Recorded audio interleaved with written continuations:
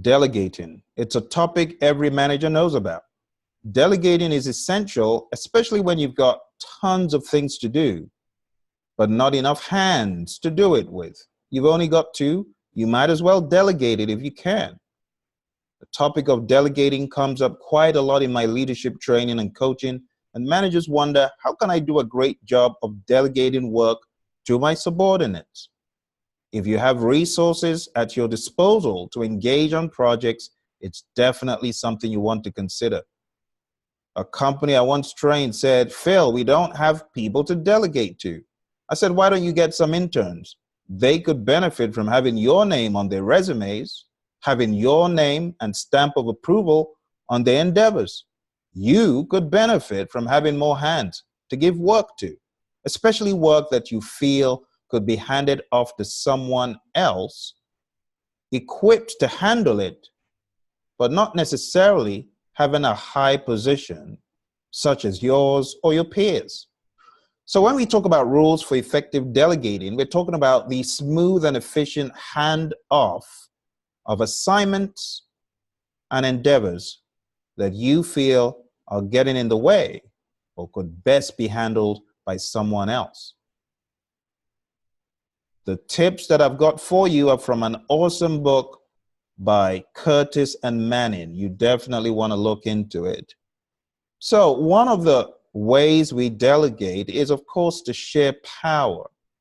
And one of the reasons we don't delegate is because we're scared of losing power. That fear of giving up what we've so long controlled is often a big inhibitor of delegating. You need to remember, though, no one accomplishes anything great alone.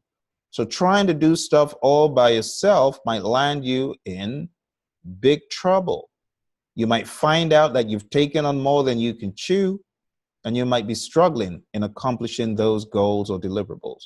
So if you have resources to delegate to, just remember, as John Maxwell says, if you ain't here tomorrow, they may be passing around the potato salad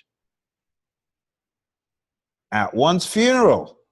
It's a sobering thought, but get to understand that with or without you, life will go on. It's very sobering, but it's the straight up truth.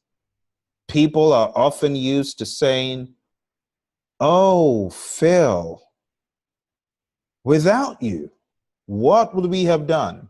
Without you, down the tubes, our projects would have gone." Should I tell you the truth about that statement? It ain't true. Without you, they'll be just fine. They'll find a way to get along. So the quicker we wake up and smell the coffee about how companies work in our absence or in our presence, the better it will be for our delegating skills. Anytime you are hesitating to delegate, just remember the potato salad will be passed around the very next day. In closing, you stand a much better chance of success in a product, service, deliverable, or result when you delegate.